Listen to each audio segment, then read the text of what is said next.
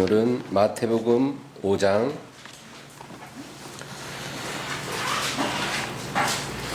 마태복음 5장 25절 26절 말씀입니다.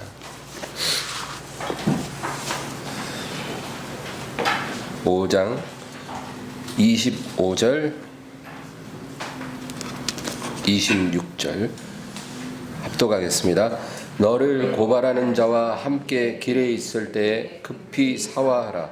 그 고발하는 자가 너를 재판관에게 내어주고 재판관이 옥리에게 내어주어 옥에 가둘까 염려하라. 진실로 내게 이르노니 내가 한 푼이라도 남김이 없이 다 갚기 전에는 결코 거기서 나오지 못하리라. 아멘. 이제 며칠 있으면 도쿄올림픽을 이제 시작하는데 올림픽이 과연 제대로 치러질 수 있을지 모르겠어요. 이 올림픽은 정말 스포츠의 제전입니다. 4년에 한 번씩 열리는데 모든 스포츠 종목의 각국 국가대표들이 이 올림픽에 와서 사활을 걸고 경쟁을 합니다. 예전에 어떤 선수들이 인터뷰하는 걸 들었는데 만약에 금지된 약물을 복용하고 올림픽에 출전해서 메달을 딸 수만 있다면, 그리고 그 약물 부작용으로 평생 후유증을 앓는다 할지라도 그렇게 하고 싶다는 얘기를 하더라고요. 그러니까 그만큼 이 선수들이 올림픽에 메달을 따는 것이 그냥 뭐랄까 원한이네, 원한. 그거 한 번만 이룰 수 있다면 다른 거 다 희생할 수 있다. 이 정도로 그렇게 간절한 꿈이더라고요. 올림픽에서 입상하려면 강한 멘탈과 피지컬이 필수적으로 있어야 되죠. 근데 이 세상에 있는 어떤 경쟁보다도 더 중요한 경쟁이 있습니다. 그것이 바로 영적인 싸움이에요.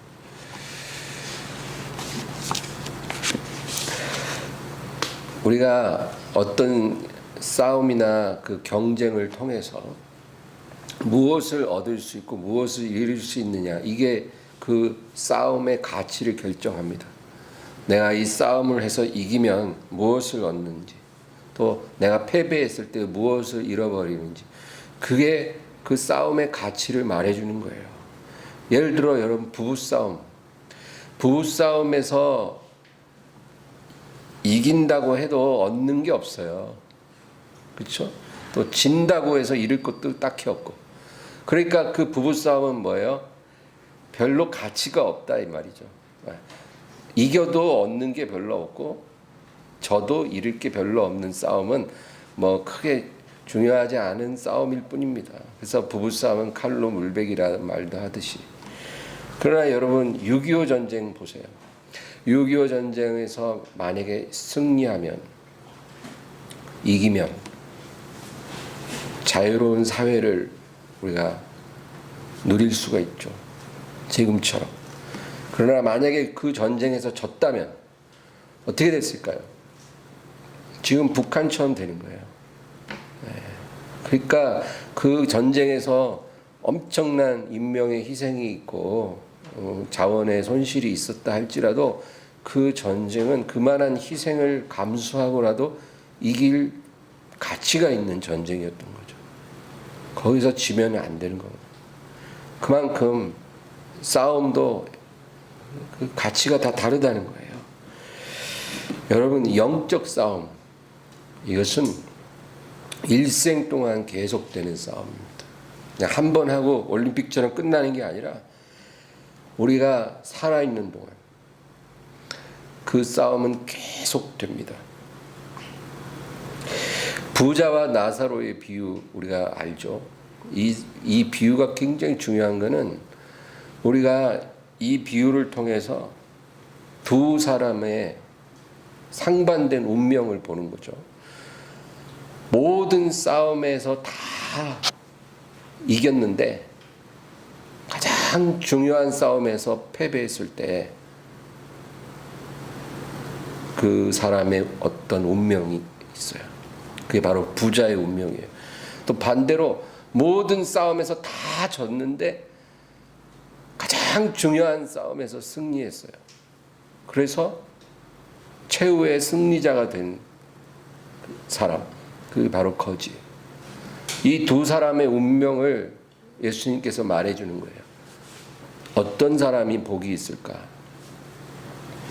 여러분, 이 세상에 있는 모든 경쟁과 싸움에서 다 이겨도 영적인 싸움에서 지면 부자처럼 돼요. 누가 그걸 원하겠어요? 혹시 그렇게 살고 싶은 사람이 있는가요? 정말 사는 동안 재벌처럼 살다가 그리고 지옥에 떨어지는 그게 좋을까요? 아니면 차라리 거지처럼 이 세상에 있는 모든 경쟁에서 다 패배한 그런 루저임에도 영적 싸움에 승리함으로 그가 안식에 들어갔다는 거예요. 차라리 그게 더 훨씬 더 복 있는 거예요.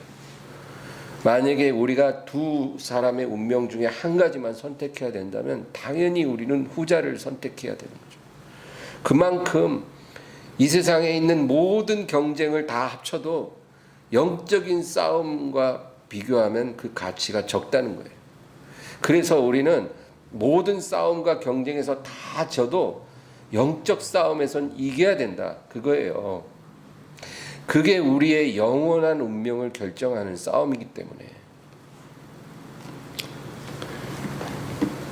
그래서 이 싸움을 반드시 이겨야 되는데 이 싸움은 한 번, 두 번 하고 끝나는 게 아니라 평생 지속되는 싸움이에요. 그래서 중요한 거는 포기하지 않는 게 중요한 거예요. 10번 넘어져도 10번 패배해도 포기하면 그 완전히 끝나는 거예요. 우리가 영적 싸움에 몇 번 졌는지 세보셨어요? 저는 세다가 포기했어요. 그건 포기되더라고요. 너무 많아서. 정말로 내가 영적 싸움에서 패배한 일은 수백 수천 번이에요. 그래도 포기하면 안 된다는 거예요. 그 싸움은 포기하면 안 되는 싸움이에요. 끝까지 여러분 앞을 향해 나아가야 돼요. 우리가 지난 세월에 넘어지고 자빠진 건 다 잊고 앞만 보고 나아가야 돼요. 나란 인간은 도대체 어떤 인간인가? 막 이런 자괴감이 막 몰려와서 더 살고 싶지 않고 너무 부끄러울지라도 그거 다 내려놓고 주님, 제가 이렇게 벌레 같은 사람인데요. 그래도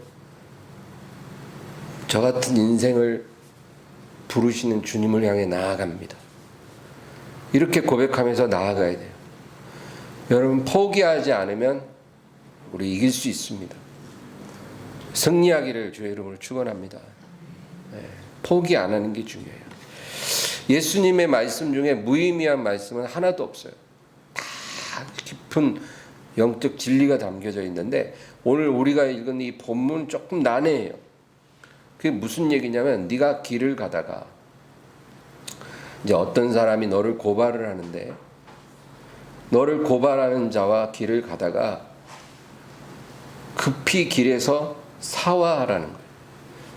그 사람과 사화하라는 말은 사과하고 화해하라 그런 뜻이에요. 너를 고발하는 자와 길에 있을 때 급히 사과하고 화해해라. 만일 그렇지 않으면 그 사람이 너를 재판장 앞에 끌고 가고 그리고 그 재판장이 너를 옥리에게 내어주고 옥리가 너를 감옥에 가두는데 한 푼이라도 다 갚기 전에는 네가 결단코 나올 수 없으리라. 그 예수님 말씀이거든요. 근데 여러분 이런 말씀 읽을 때 이해가 되세요? 이게 뭔 소리야? 이런 말씀은 예수님 말씀으로는 좀 안 어울리고 잠언서에 있어야 어울리는 말씀인데 왜 예수님이 이런 말을 하시지? 누가 너를 고발하는데 그 사람과 길에 있을 때 급히 사과하고 화해하지 않으면 네가 큰 곤란함을 당할 것이다. 한 푼이라도 갚기 전에 못 나오리라. 무슨 뜻일까요? 여러분, 근데 이 사와라는 말을 원어로 보면 영어로 agree라고 그래요. agree. 그러니까 동의하다. 정확한 원뜻이 그거라는 거죠. 너를 고발하는 자와 길을 갈 때 그 사람한테 급히 agree하라는 거예요. 동의하라. 그 사람이 너를 고발하는 그 말, 너를 비난하는 그 말에 네가 동의하라는 거예요. 그 사람한테 대항하거나 또는 발뺌을 하거나 변명을 하지 말고 네 말이 맞다. 너의 고발이 맞다. 내가 잘못했다. 그렇게 말하라는 거예요. 어떤 사람이 우리에게 넌 사랑이 없어. 그러면 그 말 듣고 누가 기분이 좋겠어요? 근데 맞다. 난 사랑이 없어. 부족해. 그렇게 말하라는 거예요. 너는 신실함이 부족해. 그러면 맞아. 나는 신실함이 없어. 부족해. 그렇게 말하라는 거예요. 왜 예수님께서 이런 말씀을 하셨을까요? 우리에게 다가오는 모든 공격은 본질적으로 다 영적인 공격이라는 거예요. 다 영적으로 우리에게 공격이 오는 거예요. 사실은 우리가 복음을 전하다가 누가 조롱을 하면 그것도 영적인 공격이고, 우리가 기도를 하는데 막 잡념이 들어오고 기도가 잘 안 되는 것도 영적인 공격이고, 누가 우리 인격을 비난하고 또 우리 잘못을 비판하고 괜히 우리에게 트집을 잡고 신경을 거슬리게 하고 적대적으로 우리에게 행동을 할 때 이 모든 게 다 본질적으로 영적인 공격이라는 말이에요. 이런 영적인 공격을 우리가 받을 때 거기에 대해서 우리가 혈기를 내거나 방어적으로 반응하면 안 되고 겸손한 자세를 취하라는 거예요. 이것이 그 공격을 우리가 이기는 방법이라고 우리 주님께서 가르쳐 주시는 거예요. 그러니까 그냥 우리에게 삶의 지혜를 말해 주신 게 아니고, 너에게 어떤 영적 공격이 올 때 네가 그걸 이기려면 반드시 겸손해야 된다는 거예요.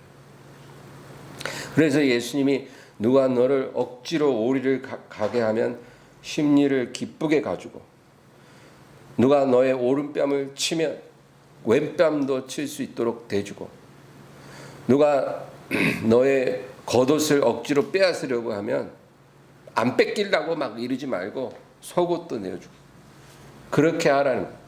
그 말씀이 무슨 의미냐면, 너희가 이 세상을 살 때 간도 빼주고 쓸개도 빼주고 그렇게 살아라, 그런 뜻이 아니고, 너희에게 다가오는 영적인 싸움을 이기는 방법이 이것이다라는 거예요. 너를 비난하는 자에게 반발하지 말고 인정하라는 거예요. 어그리하라는 거예요. 낮추라는 거예요. 그러면 그 공격이 그냥 샥 무산돼 버린다는 거예요. 모든 영적 공격을 우리가 이길 때 그 방법을 쓰라는 거예요. 부부간에도 상대방이 뭐라고 타박을 하고 비판을 하면 같이 막 화가 나서 그렇게 하지 말고, 맞다. 나는 그렇게 잘못이 많은 사람이다. 그렇게 인정을 하라는 거예요. 조금 억울한 부분이 있을지라도. 여러분, 무죄한 자는 예수님 한 분밖에 없어요. 그러므로 예수님만이 죄인을 정죄할 자격이 있다는 거예요. 무죄하시니까. 그럼 우리는 누구를 정죄할 수 있는 자격이 없어요. 그래서 선지자들도 하나님이 주시는 말씀만을 전한 것이지 자기가 개인적인 자격으로 백성들의 죄를 막 책망할 수가 없는 거예요. 왜냐하면 자기도 무죄하지 않기 때문에. 다만 하나님께서 그 중에 경건한 자를 불러서 말씀을 넣어주시고 그것을 전했던 것뿐이죠. 모든 인간은 고발하면 걸리고 정죄하면 정죄될 수밖에 없다는 거예요. 우리가 세상법으로 걸리는 게 하나도 없어도 죄가 없는 게 아니라는 거예요. 영적인 세계에서 마귀의 참소를 견뎌낼 수 있는 사람은 없다라는 거예요. 여러분 다니엘서를 보세요. 다니엘 같은 의인이 어디 있어요? 원수들이 그를 책잡으려고 아무리 노력해도 하나도 흠이 없었어요. 그런데 다니엘서를 보면 다니엘이 하나님 앞에 회개하거든요. 나와 우리 조상의 죄를 사하여 주옵소서. 다니엘도 회개했다. 그러므로 여러분 세상의 기준에서 우리가 흠이 없어도 하나님의 관점에서는 더러운 죄인이에요. 마귀의 참소에 다 걸릴 수밖에 없다는 거예요. 그러므로 자기 의를 세우려고 하는 사람들은 다 넘어지게 돼 있다는 거예요. 다 넘어져요. 하나님의 의를 구하는 자들이 넘어졌을지라도 다시 일어나고 그 사람은 마귀가 건들 수가 없는 사람이에요. 너무나 중요한 진리예요. 하나님의 의를 가지고 우리가 일어서야 마귀가 우리를 못 건드린다는 거예요. 마귀의 참소가 통하지 않는다는 거예요. 우리 로마서 8장 한번 찾아볼까요? 로마서 8장 33, 34절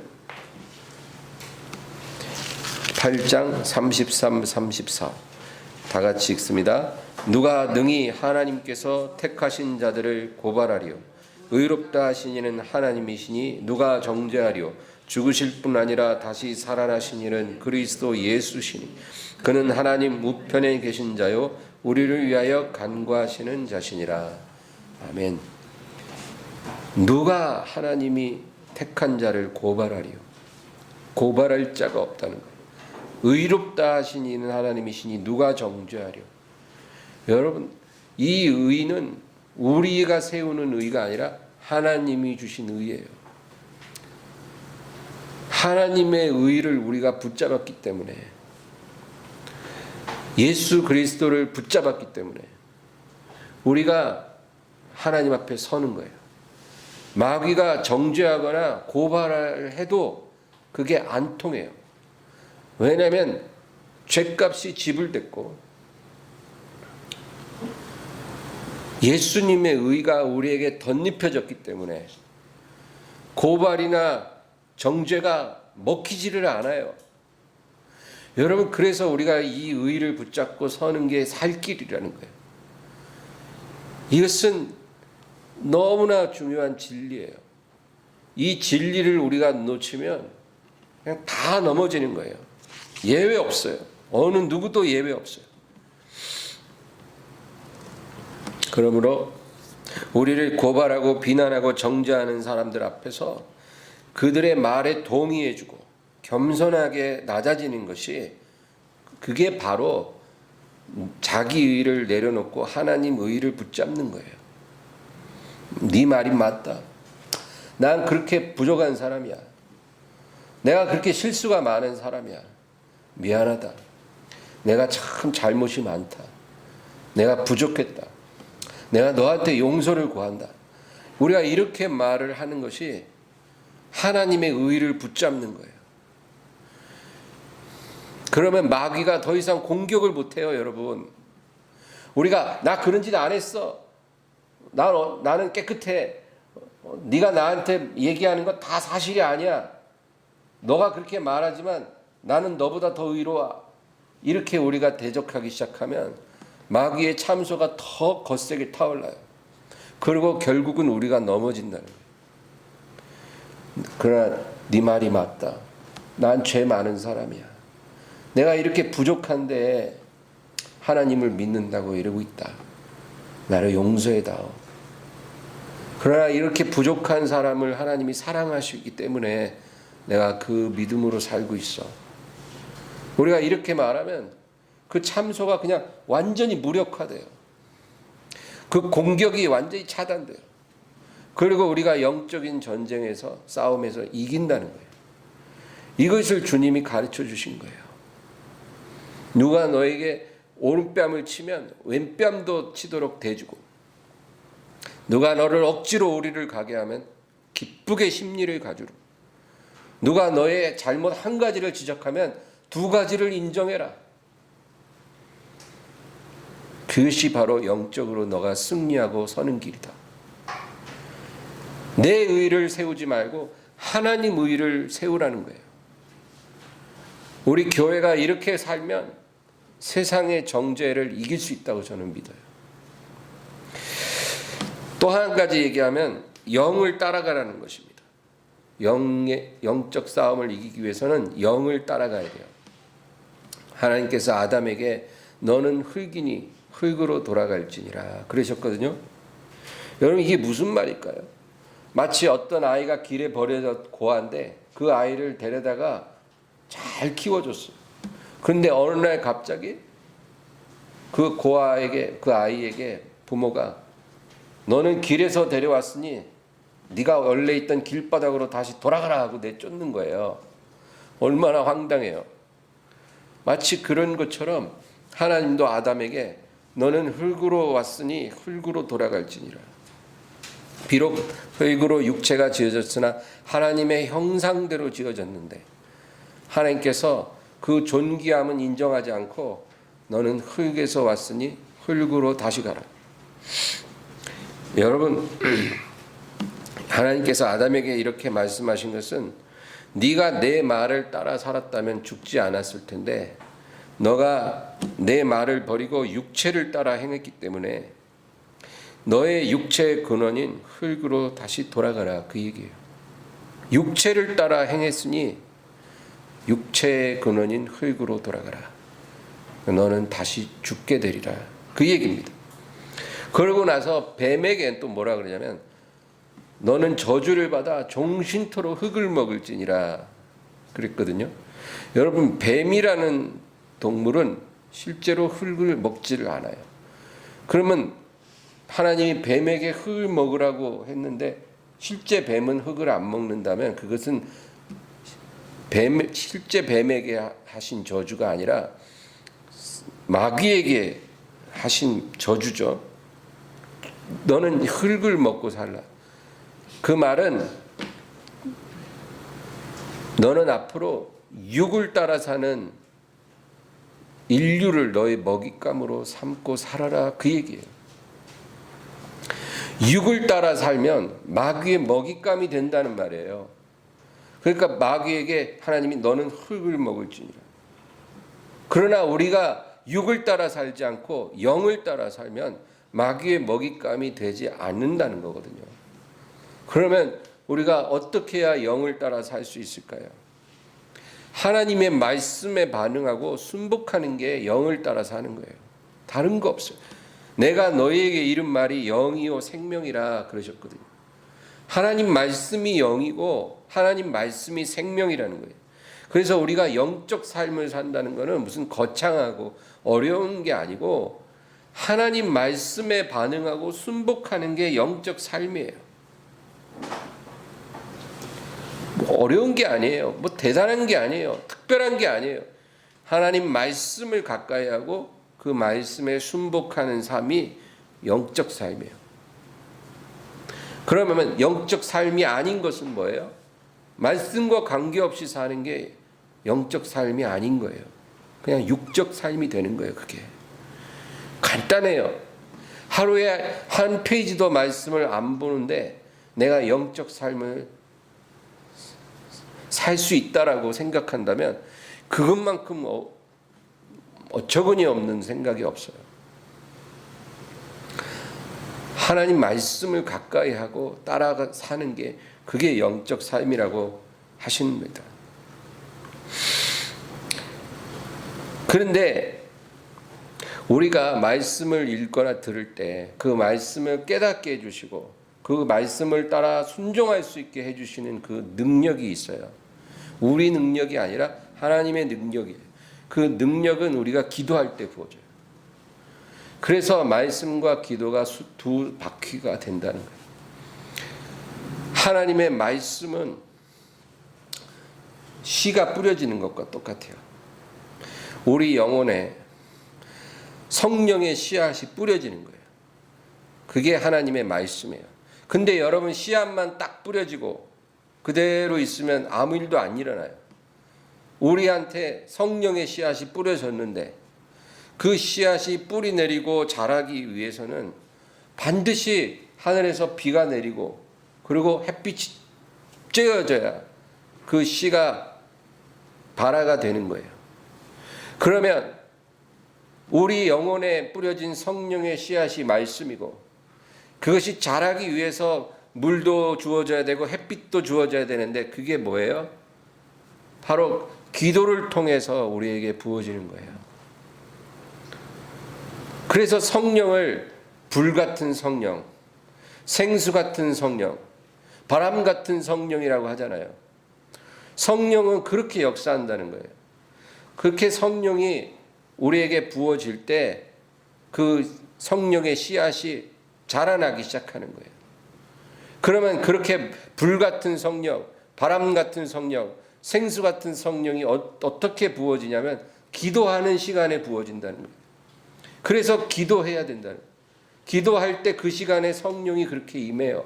마치 씨앗이 뿌려진 후에 하늘에서 불 같은 햇빛이 비치고, 그 다음에 단비가 내리고, 그 다음에 바람이 불고 하면 막 씨앗이 살아나듯이, 그래서 우리가 기도해야 된다는 거예요. 기도와 말씀이 균형을 잘 잡아야 돼요.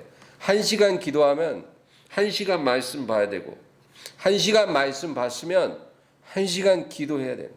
이 균형을 잃어버리면 아무 일도 안 일어나요. 그건 확실해요. 씨앗만 뿌려졌고 물이 없고 햇빛이 없으면 씨앗이 아무 일도 안 일어나듯이, 그리고 씨앗이 안 뿌려졌어. 땅에 씨앗이 없는데 뭐 비 오고 뭐 햇빛 쬐면 뭔 일이 일어나요? 잡초만 나지. 그러니까 제대로 된 씨앗이 뿌려져야 되고, 그 위에 물도 비도 내리고 햇빛도 쬐고 바람도 불고 해줘야 제대로 된 결실이 나오듯이, 우리의 영혼도 말씀의 씨앗이 뿌려지고 기도함으로 성령의 불과 물과 바람의 역사가 일어나야 우리의 영혼도 예수라는 나무를 자라나게 하는 거예요.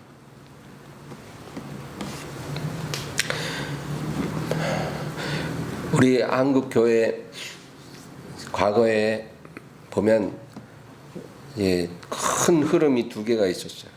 어떤 교회들은 성령운동, 은사운동을 아주 열심히 하는 교회가 있었어요. 또 어떤 교회들은 제자훈련, 양육 이런 거 굉장히 잘하는 교회들이 있었어요. 근데 성령운동, 은사운동 하는 교회들 보면 진짜 기도는 열렬히 해요. 얼마나 기도를 열심히 하는지 몰라요. 아예 부흥회 한번 하면 큰 북 갖다 놓고 막 치면서 기도하는데, 그 안에 있는 수백 명, 수천 명이 목이 쉴 때까지 기도해요, 여러분. 그런 기도에 한번 다들 경험해 보셨죠? 목이 다 쉬어요. 얼마나 부르짖는지. 고래고래 소리를 30분씩 기도하면 목 다 쉬어요. 그리고 땀이 얼마나 많이 나는지 아주 축축하게 젖어요, 옷이. 그러면서 기도하는 거예요. 그때 성령도 많이 받아요. 그렇게 열렬히 기도하는 것 자체가 나쁘다는 얘기가 아니에요. 그렇게 기도해야 해요. 그런데 문제는 뭐냐면, 그렇게 기도를 하는데 거기서 끝나요. 성경을 안 읽어. 성경을 안 봐요. 1시간을 기도했으면 1시간은 말씀을 봐야 되는데 말씀은 5분도 채 안 봐요. 기도하고 말씀이 언밸런스가 너무 심한 거예요. 그러니까 뭐예요? 씨앗은 안 뿌려졌는데 물만 들이다 붓고 햇빛만 쬐인 거예요. 그러니까 결실이 없어. 그렇게 열렬히 기도한 교회가 세월이 흐른 후에 하나님이 기뻐하는 열매가 있느냐? 없어요. 기도하는 교회를 30년을 다닌 성도들이 하나님을 영광을 담지 못해. 예수님을 닮지 못해요. 탐심의 노예가 되어서 그 죄의 권세 아래 벗어나지 못해요. 이게 무슨 일인가? 저렇게 기도했는데 왜 죄를 못 이길까? 저렇게 열렬히 하나님께 부르짖는데 왜 세상의 유혹을 못 이길까? 기도가 부족해서 그럴까요? 기도는 충분했어요. 말씀이 너무 부족한 거예요. 그 균형이 너무 안 맞으니까 아무 일도 안 일어난 거예요. 그런데 반대로 또 제자 훈련 잘하는 교회들 보면 또 대단해요. 제자 훈련 엄청 잘해요. 말씀 공부는 끝내줘요. 그리고 교회 한 몇 년만 다니면 교회에서 받아오는 책이 이렇게 쌓여요. 소책자가 이렇게 쌓여요. 무슨 초보 단계, 기초 7단계, 중급 7단계, 고급 7단계, 뭐 1:1 양육, 뭐 소그룹 양육, 무슨 양육, 무슨 훈련, 하여간 프로그램도 너무너무 많고 그것만 다 하더라도 한 5년, 6년은 아주 주구장창 공부만 해야 돼요. 그런데 그렇게 제자 훈련 열심히 시킨 교회인데 열매가 없어요. 머리는 커졌어. 엄청 공부해갖고. 씨앗은 엄청 뿌렸는데 비가 안 와요. 그러니까 열매가 없어요. 성경 공부 1시간 했으면 기도도 1시간 했는데 기도는 한 10분도 채 안 해요. 그게 문제였던 거예요. 그래서 여러분, 우리가 영을 따라 살 때 제일 중요한 건 첫째로 말씀의 씨앗이 풍성히 뿌려져야 되고, 그 다음에 그 위에 기도를 통해서 하늘의 빛과 단비가 쏟아져야 돼요. 그럴 때 우리 안에 하나님의 영광이 나타나기 시작한다는 거예요. 나라는 사람은 너무나 부족한 사람, 누가 고발하면 고발에 걸리고 정죄하면 정죄에 다 걸리고 그런 사람인데, 성령의 역사로 말미암아 내 안에 예수님의 형상이 나타나기 시작하는 거예요. 여러분, 우리가 다 그렇게 돼야 될 줄로 믿습니다. 그러므로 오늘 2가지만 기억하세요. 첫째는 겸손해야 돼요. 겸손하다는 것은 하나님, 나의 의를 내려놓고 하나님의 의를 세우는 걸 말해요. 그렇게 해야만이 마귀의 고발이 먹히질 않는다는 거죠. 그 다음에 2번째는 영을 따라 살아야 된다는 거예요. 영을 따라 하나님의 말씀의 씨앗이 뿌려지고, 영을 따라 기도할 때 하나님의 역사가 일어나서 우리 안에 예수의 형상이 자라나는 거예요. 그래서 정말 거룩한 사람이 되어가는 거예요. 우리가 그 길을 걸어가야 될 줄로 믿습니다. 오늘 이 말씀 기억하면서 우리 하나님 앞에 간절히 기도합니다.